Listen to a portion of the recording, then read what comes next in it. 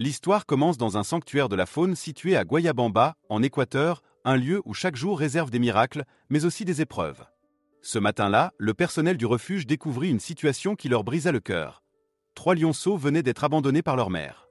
Minuscules, aveugles et incapables de survivre seuls, ils étaient condamnés sans intervention immédiate. Leurs cris, faibles et désespérés, résonnaient dans l'air humide de la forêt environnante, rappelant à tous la fragilité de la vie sauvage.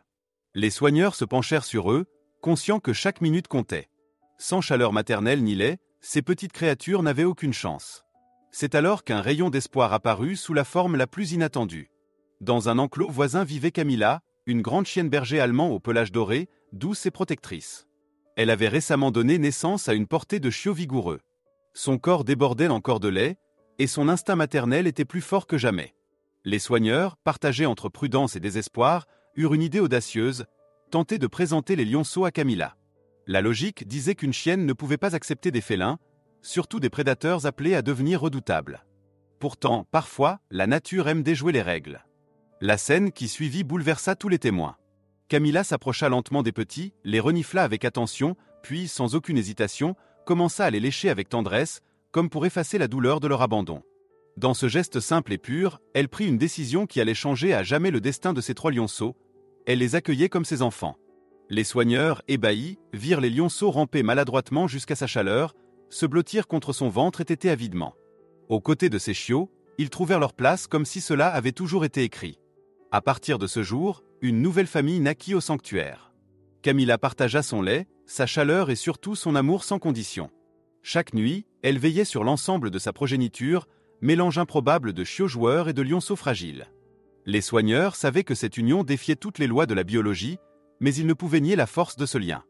Au fil des semaines, les lionceaux prirent des forces, leurs yeux s'ouvrirent et leurs premiers rugissements résonnèrent, doux comme des murmures, mais porteurs d'une puissance à venir. Cependant, à mesure que le temps passait, les inquiétudes grandissaient. Les chiots restaient d'une taille raisonnable, mais les lionceaux, eux, grossissaient à vue d'œil. Le contraste devenait saisissant. Camilla, fine et élancée, pesait à peine une 60aine de kilos. Ses petits adoptifs, en revanche, promettaient de devenir de majestueux fauves. Déjà, leur jeu ressemblait parfois à de petites batailles, et leurs griffes, bien que maladroites, pouvaient égratigner la peau tendre de leur mère adoptive. Les soigneurs observaient ces scènes avec un mélange d'admiration et d'appréhension. Chaque matin, en entrant dans l'enclos, ils retenaient leur souffle, craignant de découvrir une tragédie. La frontière entre jeu et instinct de chasse semblait de plus en plus mince. Et pourtant, jour après jour, Camilla ne montrait jamais la moindre peur. Lorsqu'un lionceau bondissait sur elle avec maladresse, elle roulait au sol et le ramenait à l'ordre d'un coup de patte maternelle ou d'un grognement doux, comme elle l'aurait fait avec ses propres chiots. Cette constance dans son comportement donnait à tous l'impression d'assister à un miracle vivant. La nouvelle de cette famille hors du commun finit par franchir les murs du sanctuaire. Les habitants du village voisin commencèrent à venir observer ce spectacle unique. Certains parlaient d'un signe divin, d'autres d'une curiosité naturelle qui ne durerait pas. Les caméras locales filmèrent Camilla entourée de ses 2 portées, et rapidement, les images firent le tour du pays. Des experts en comportement animal se rendirent sur place pour analyser la situation. Beaucoup prédisaient que la cohabitation ne pourrait pas durer. Tôt ou tard, les instincts des lions reprendraient le dessus. Mais au fond des yeux de Camilla brillait une certitude. Ces 3 lionceaux étaient ses enfants, et rien ne pourrait changer cela. Ce fut une période à la fois magnifique et angoissante. Magnifique, parce que les images d'un chien allaitant et protégeant des lions semblaient sorties d'un conte. Angoissante, parce que chacun savait que le temps jouait contre cette harmonie. Les lionceaux gagnaient en force à une vitesse impressionnante, et le sanctuaire n'avait pas la possibilité de les séparer sans provoquer une souffrance immense. Les soigneurs décidèrent donc d'observer, de protéger au mieux et surtout de laisser l'amour de Camilla guider cette famille inédite. Au crépuscule de ce premier chapitre de leur histoire, on pouvait voir Camilla allongée dans son enclos, ses chiots et ses lionceaux entassés contre son flanc. Sa respiration calme, son regard tendre et son attitude protectrice formaient un tableau d'une beauté rare.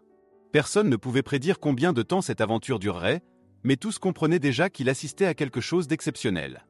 Dans ce coin de l'Équateur, une chienne avait prouvé que la maternité ne connaît ni frontières ni espèces, seulement l'élan universel d'aimer et de protéger. Les mois passèrent, et les lionceaux grandirent à une vitesse vertigineuse. À 6 mois, ils avaient déjà la taille de grands chiens et leurs pattes massives annonçaient les prédateurs qu'ils allaient devenir. Les chiots de Camilla, bien plus petits, semblaient minuscules à leur côté. Pourtant, dans l'enclos, aucune différence ne comptait vraiment. Tous partageaient la même mère et sous son regard bienveillant, ils formaient une fratrie improbable. Les soigneurs savaient que cette équation devenait de plus en plus risquée. Chaque jeu des lionceaux ressemblait désormais à un combat, leurs bonds pouvaient faire tomber Camilla, et leurs crocs pointus infligeaient parfois de petites blessures. Mais jamais la chienne ne recula. Au contraire, elle redoublait d'attention et de fermeté, rappelant à l'ordre ses grands bébés comme si elle avait oublié qu'ils appartenaient à une autre espèce. Pourtant, l'inquiétude montait. Chaque matin, les employés du sanctuaire arrivaient avec une appréhension sourde, craignant de découvrir la fin brutale de cette aventure. Des experts alertaient, dans la nature à cet âge, les lionceaux commencent leur apprentissage de la chasse. Ils jouent à chasser leur mère, à mordre plus fort, à tester leurs instincts. Le risque était immense. On craignait qu'un seul faux mouvement ne suffise pour transformer le jeu en tragédie. Des voix s'élevèrent, réclamant la séparation immédiate de la chienne et des lions. Mais une autre partie du personnel refusait de briser ce lien unique.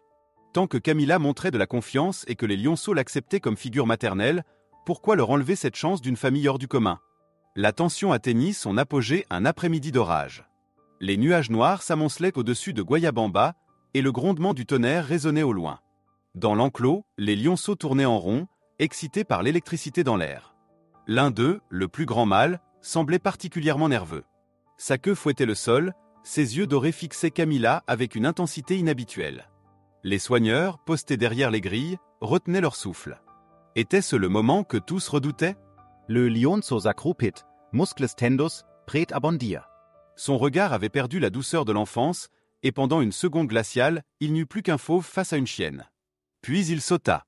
Les cris jaillirent, mais ce qui suivit dépassa toutes les attentes. Au lieu d'attaquer, le lionceau se jeta sur Camilla dans un geste de jeu.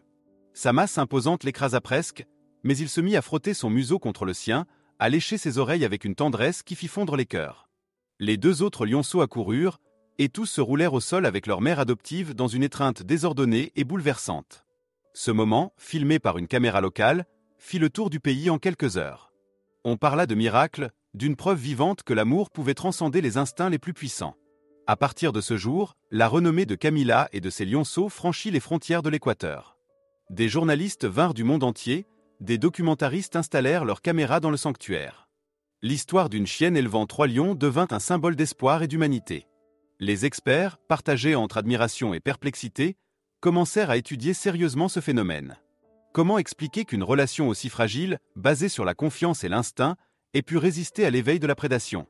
Certains parlaient d'un attachement précoce si fort qu'il avait redéfini les repères des lionceaux. D'autres évoquaient la possibilité que Camilla ait imposé une hiérarchie émotionnelle, se positionnant comme figure dominante et protectrice. Pour les soigneurs, les théories importaient peu. Ce qu'ils voyaient chaque jour, c'était une mère et ses enfants. Camilla, parfois bousculée, parfois fatiguée, n'abandonnait jamais.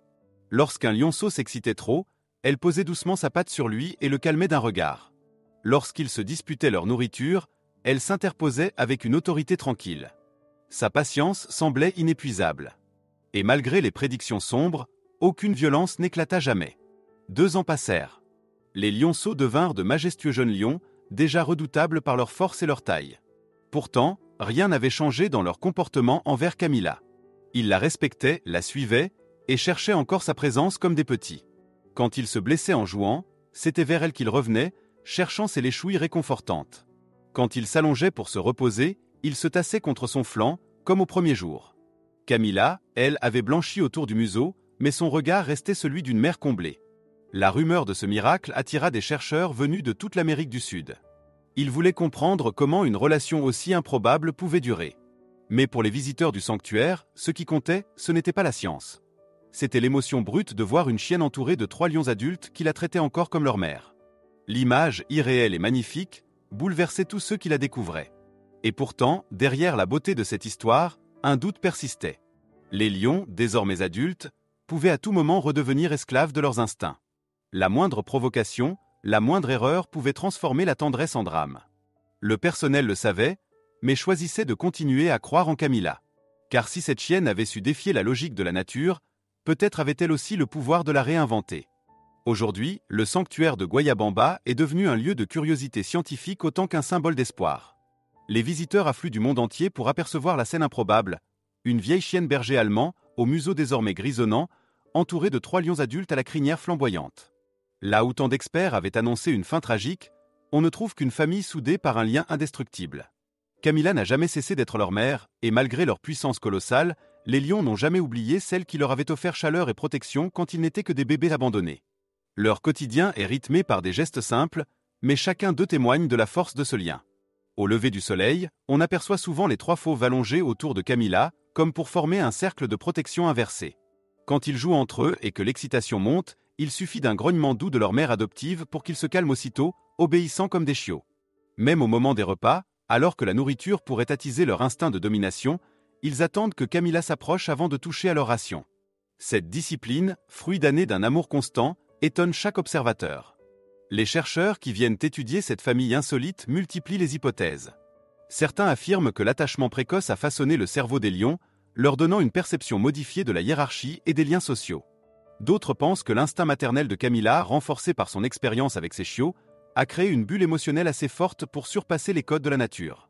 Mais lorsqu'on demande aux soigneurs leur avis, ils répondent simplement « c'est de l'amour ». Car au fond, rien d'autre n'explique pourquoi 3 prédateurs de plus de 100 kilos continuent à se blottir contre une chienne qui ne pèse même pas un quart de leur poids. La médiatisation de cette histoire a transformé le sanctuaire. Des documentaires ont été tournés, des articles publiés dans des revues scientifiques et des magazines populaires.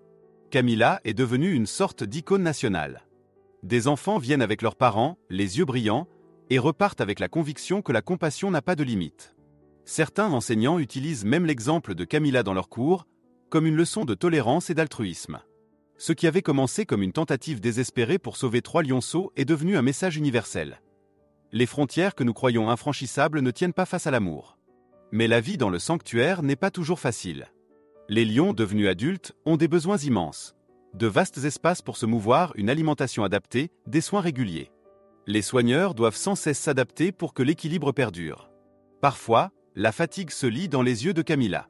Ses articulations sont plus raides, ses pas plus lents. Et pourtant, chaque fois qu'un lion s'approche pour poser sa lourde tête sur son flanc, elle retrouve l'énergie d'une mère qui refuse d'abandonner. Ses forces déclinent, mais son instinct protecteur reste intact. Un soir d'été, alors que le soleil se couchait derrière les collines, un moment marqua à jamais la mémoire du personnel.